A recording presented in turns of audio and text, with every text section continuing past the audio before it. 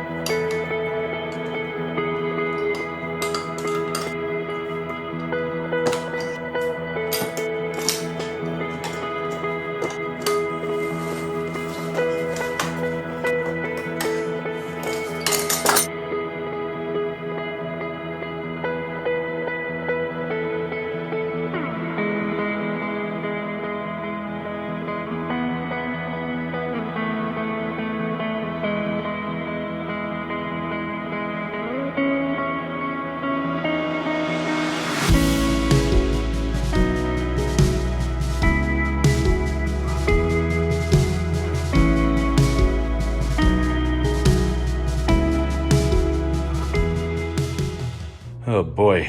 Well, I think have these things cleaned up enough. So much elbow grease. Some of the spots that were real bad, I'd sand them down. So I go 80 grit, 180 grit, Scotch-Brite, and then hit it up real quick with 4-0 steel wool. And then I couldn't resist. I had to use a little bit of metal polish on there. And this is what it brings them to. These things are really dinged up, but I was able to kind of get a lot of the big nicks and stuff out of them. And I don't even know if this thing is going to true up okay. If it doesn't, I'm just going to hang it on the wall or something, because that was a lot of work. So next is to paint this hub and just cleaning it up with the Scotch-Brite pad again. I'm going to shoot it with some high temp engine enamel. And if it trues up, I'm going to replace wheel bearings and seals.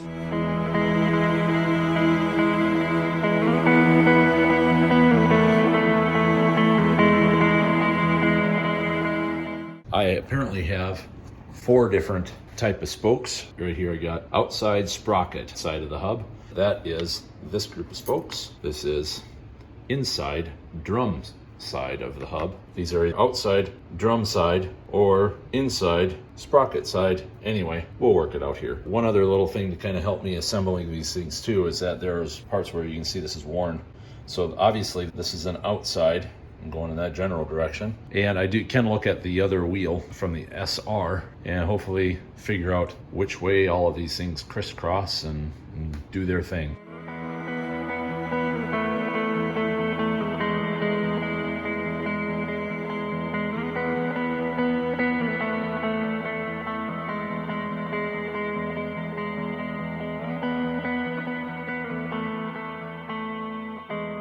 This whole lacing of the wheel ended up being a lot simpler than I thought. So like I said earlier, you could kind of see where this was worn underneath this spoke. So it was obvious that one went in that direction. And then looking at the way these dimples in the rim are facing, just kind of spinning the wheel around, pretty obvious that this one is kind of pointing in that same general direction. So that established these spokes. And basically just did the same thing on the other side. Between that and the labeling of these spokes, it's just process of elimination. So now on the inside ones, this one is pointing up and in that direction. And so I just kind of went with it. And sure enough, it just kind of every other spoke went across. It's actually going pretty well. And then for the nuts, I'm just putting these on roughly 2 spins once they start threading. I figure the idea is to tighten them all the same amount as I creep up to where they are all tight. Hope that's encouraging for anybody that is thinking about doing something like this. This is my first time and I found it relatively straightforward. Got that laced up now. All of the spokes are tightened from the backside here with a screwdriver. After having them all turned on, just 2 spins, I went around all of them and did 8 complete revolutions and then 3 revolutions. And by that time they were starting to snug up. And then I started just kind of working down here on the indicator. Wherever it got close, I tightened up the spokes that pulled that way. I think this rim might be a little bit bent and not simply out of true, but it's not too bad. So you can see this. There is one dent, there it is, an actual dent in the rim. You can see I've got it marked on the rim. So I'm gonna try hammering that with a mallet back just a little bit. I don't think it's enough that's gonna be problematic even as it is, but I figured I might as well try to straighten it some. But I think we're close enough for who it's for. Well, as you can see, I got the tire on the rim. It actually balanced out pretty decent. You'd see it needed, supposed to be 3/4 of an ounce. A little trick that I use is I've got this aluminum heat tape thing to kind of hold the weight down. It looks better and helps hold it on. I just knocked this wheel bearing out. It felt very bad. Look at all that corrosion. And here's the tube, the spacer in between them.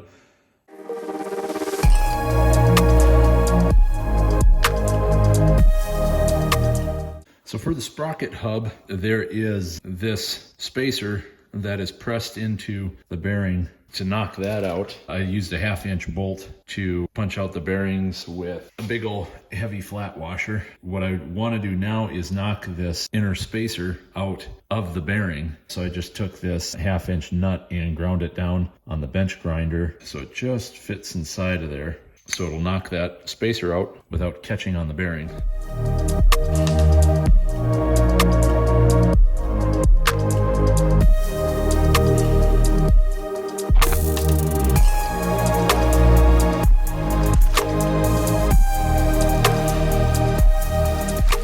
Let's find out what kind of weight difference we have between these wheels. We'll start off with the wheel that came off of the SR 250 street bike. So again, this is a 16-inch rim, which is steel. That's a pretty big tire too. So we'll see how much this one weighs. 33.2 pounds. Moment of truth to see how much this whole assembly weighs now. Got the brakes. As you can see, I've got the shoes in there. Pop that into place. Wow, exactly 3 pounds lighter. For whatever that's worth, that is how much this new tire with no tube in it. I did my own kind of improvised tubeless conversion. We'll see how that holds up. Aluminum rim, 3 pounds lighter.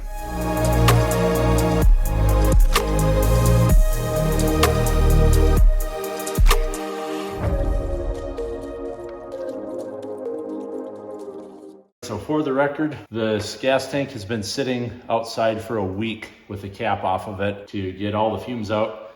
And then just to be safe, I put some used motor oil in there to maybe dilute any residual gas. Hopefully this will not explode.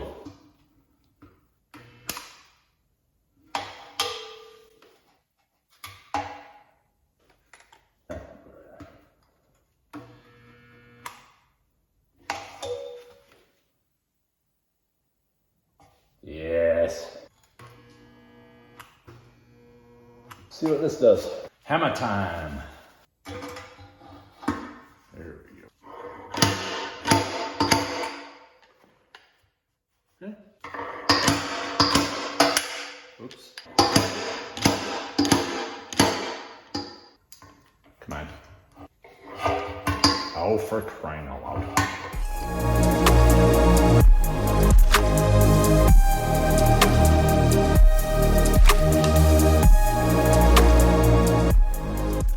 Too far. So this is probably an amateur thing to do. I was pulling out this stud and I pulled a hole. That's probably why I see I'm cutting these things off and grinding them down, not bending them off. So that was stupid. I guess, again, we're learning. I am no expert. Either way, it's an improvement. I think it's good enough for a beater. And it's fun, just experimenting.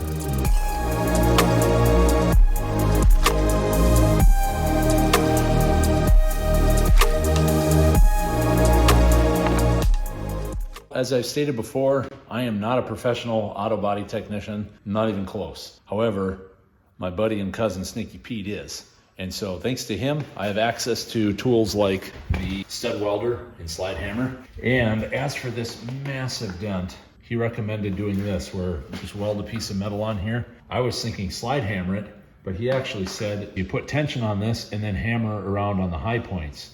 I'm gonna give it a shot. We'll just see how it goes.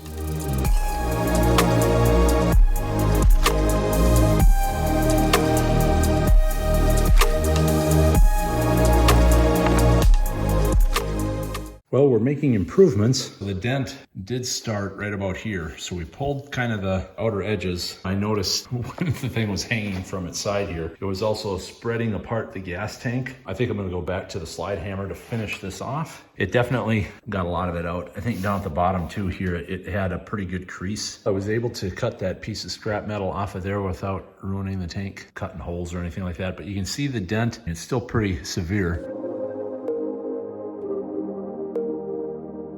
Well, I'm really on a roll here. As you can see, each one of the studs pulled out. So I don't know if I welded them on too long. So I noticed when I was pulling with the slide hammer on this dent that the gas tank would move when I'm pulling it, obviously. But that's also taking away some of the shock of pulling the dent out. So I wrapped this ratchet strap around and pulled onto the frame. So now the gas tank can't move around when I'm pulling on it. Then it occurred to me that maybe that's what I should have done when I had the big piece of scrap metal on there and just pulling. Because that would have kept the two halves of the gas tank from separating. Well, I'm starting to wonder if this gas tank is ever going to not leak ever again. Because now it's starting to look like a colander. Oh boy. I'm gonna go back to welding the piece of scrap metal on there now that I've got the strap here to support the rest of the tank. So check it out, this is actually working pretty well now. I did manage to plug those holes I had made with this strap holding the tank and helping to support it. I just laid this thing over and kind of sat on the gas tank a little bit and hammered around, and it's working way better than doing the slide hammer, pulling on just a little bit at a time. You can see I got a backup just in case his welds pull through. The thing doesn't crash down. I got another strap going there. So it's still pretty ugly, but at least we're getting closer.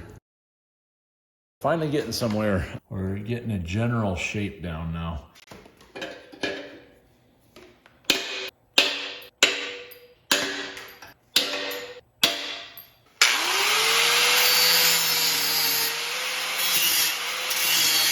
Well, it may look like something out of a horror movie, but most of the dent is out. However, I've got several spots that I welded. I am far from an expert welder, and this thin metal and my setup, it's less than ideal. And I found that in situations like this, you could think you have a pretty good weld, but it takes nothing for anything that's pressurized or holding gas for it to leak. So I've got an idea to find these leaks before I continue with the bodywork. Here's a petcock. I've got that running to an old air pressure regulator from an old air compressor. However, it's higher pressure for what I need. I'm just gonna turn this up so the needle is barely moving, so I've only got a few PSI. Then some soapy water ought to show where my holes are, and I can keep chasing them down, plugging holes. Moment of truth. I've got the petcock shut off now, so I have somewhere to start my pressure reading here.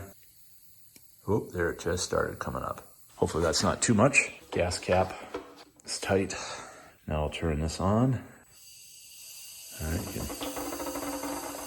yeah, that makes me nervous. You hear that? I don't want this thing to explode on me.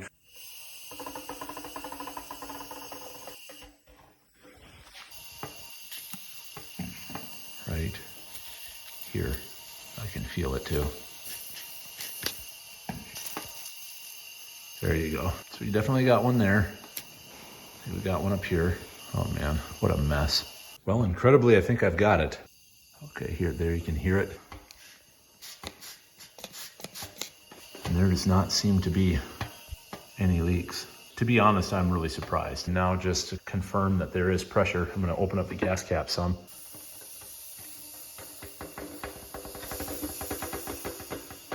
I think we got her. Now that I was finally done removing those dents, it was time to remove the rest of the paint. For that, I used aircraft remover paint stripper that easily lifts up most of the paint so you can blow it off with compressed air.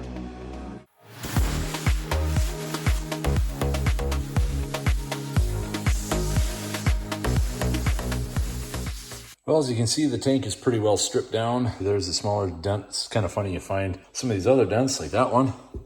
A couple of little ones on top here. And then there's a couple there. You can see them there. And here's the ugly one. Apparently, these welds don't leak, but just in case, I mixed up some JB weld here. I'm going to smear that on there before I start with the body filler. Here's the JB weld on there. I think it's probably a good precaution, although it might not be completely necessary.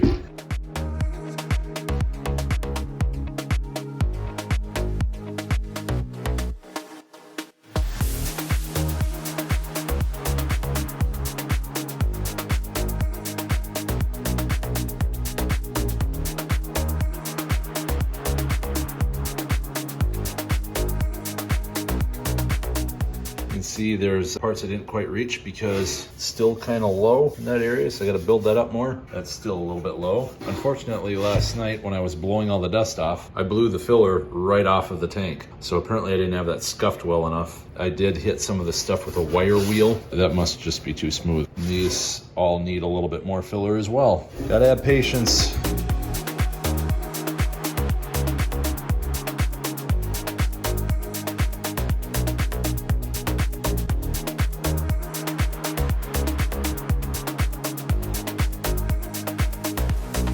About to do layer number 3 of body filler. These are just little low spots. This is probably overkill for this beater of a bike. I just kind of wanted to learn the skill. Maybe I can apply this to something a little nicer next time. So here's a little body shop hack, maybe is already well known. I have access to a lot of sign makers application tape with my graphics business. As you can see, there's several layers of application tape on here, kind of like a race car driver's tear-offs for vision. Instead of fighting with all of this old body filler on here, you can just take and rip off that layer and just peel that off. And now I've got a nice fresh squeegee. And same goes for the palette that I mix off of. But I just put several layers of application tape on here. So I've got all this extra hardened body filler on here. Have to kind of pry it up and off. But there. Other than these edges, I could have gone wider. Now I've got a nice clean sheet to mix body filler on without fear of some of these little bits and stuff getting into the soft stuff, and then you get that drag across and you got to gouge. Probably just common sense and already done in the body shop world, but I am not around that all the time. After 3 layers of body filler and sanding, I'm now satisfied, I guess, with it to put the glazing putty on. So now I'm going to sand it down with this relatively flexible block, probably go to primer after that. So I ended up just kind of taking the top off of it with 180 grit, and I think I'll put some 320 on it to kind of get it a little bit better yet.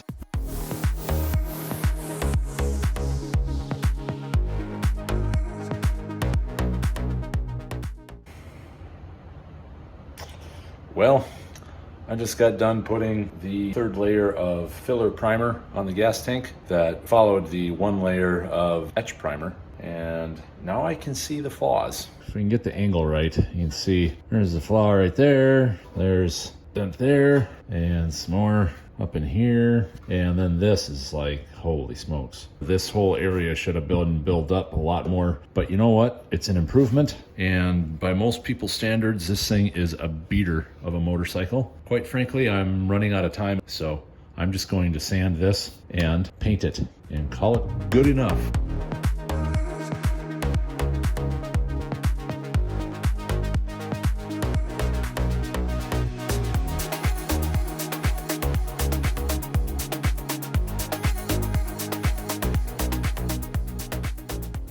Now that the gas tank was finally painted, I turned my attention to the engine. I already spent a lot of time previously stripping the clear coat off of this cover and polishing it. Now the idea is to paint it black. So the off-road bikes, for whatever reason, have a black crankcase. You can see that it wears off and doesn't look as good. So why would I want to paint it black? Well, I just think it looks better. So my idea was not to paint the clutch portion. As you can see, the Yamaha lettering there is all painted in. I just simply masked off the lettering all around all 4 corners, painted a few coats, and then with the 80 grit sandpaper on a foam pad, sanding by hand. So now I'm going to tape off this portion, paint the rest of it black. While painting the crankcase covers, I figured I'd give the cylinder a quick Craigslist rebuild before replacing my tiny little worn out foot pegs. Here is my upgraded pegs. off of eBay for, I think, $25. So hopefully they will not snap off. So I found the first snag with these pegs. With this bump still there, the peg would not fold. So I just ground off that bump and we'll see how it fits now. Well, they're not exactly IMS pegs. They pivot just fine, they fold. The thing is, as you can see, they are not square with the bike. I might just leave it angled backward a little bit and see if it's annoying.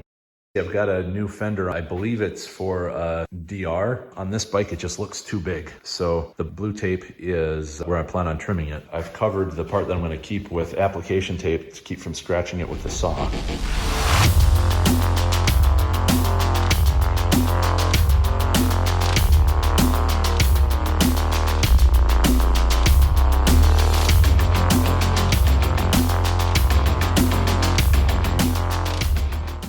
Well, here we are with a rough cut. Now to sand the edges and tidy it up a little bit further.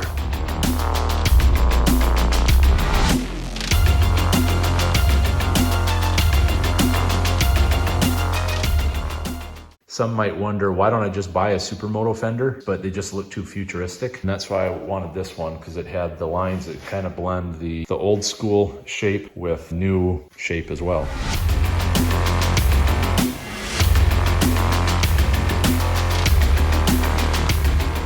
I think I've got it trimmed the way I want it. Sanded the edges and heated them up with a propane torch a little bit to kind of smooth them out. It is very minimalistic. That's kind of the look I'm going for. I like the look of a lot of suspension travel, and with a fender that's really deep, it kind of takes away from that look. And if you have a shallow fender, it gives the appearance of more suspension travel. This thing does not have a lot. So now onto the rear fender. So I've got this one here. We'll just trim bit by bit and try to get this one to work. So this is a portion that I cut out of this. A little trick that I learned from watching Finnegan's Garage on YouTube is transfer punches. So this is just a 6mm bolt that I threaded down into there. So now that that's in place, right there is the punch. So I can just drill right there.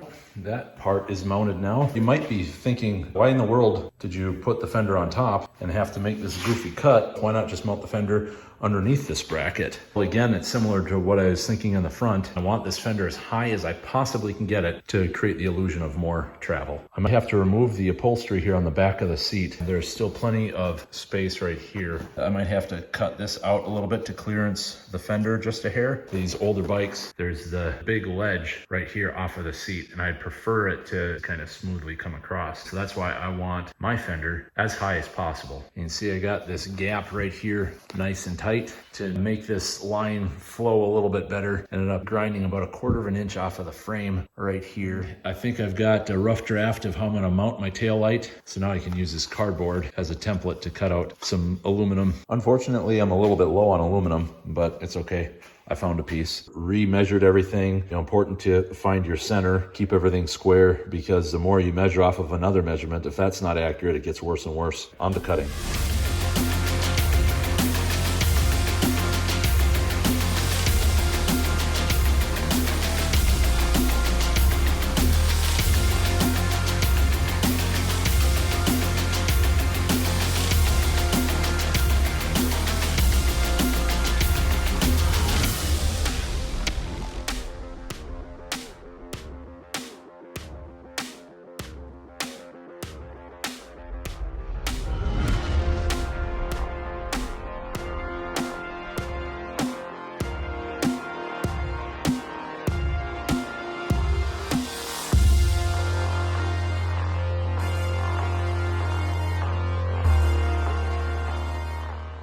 And here it is. For the most part, I'm pretty happy with it. Kind of see how everything fits together now. I'm just gonna rivet it on there. I need to get this thing ready for tomorrow, basically, to go on our shakedown ride.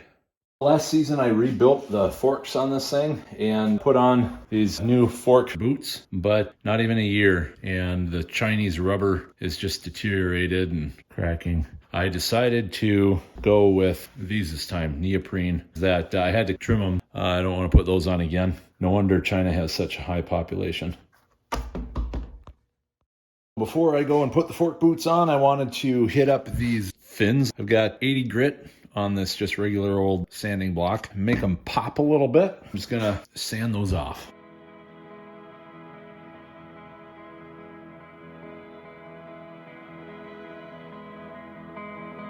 After finally nailing down a design, I of course had to polish off the build with some custom graphics. So that's how my XT with the SR engine became the XTR. Over a year later and probably 1,000 miles, I'm happy to say that for the most part the XTR is still running well. The gas tank's a bit scuffed up from the tank bag, but more importantly, it's not leaking. And neither is the back wheel. The chintzy turn signal stalks broke, so I repaired them. And they broke again. This time flopping around for a while and scratching up my plastic. For some time now, I've also been chasing down this slow oil leak that I think I can tell now is coming from the head gasket. So it's safe to say that this project isn't done yet. And that's okay, because I'm enjoying the process. My hope is that this inspires you to go find some piece of junk and at least try to get it running and take it from there. And if you screw things up like Lord knows I have, sometimes that's the best way to learn. Feel free to let me know in the comments if you enjoy these build videos or if they just put you to sleep. I've got plenty more ideas that I'd love to share. And if I do, you'll see them right here on 1 Mile More.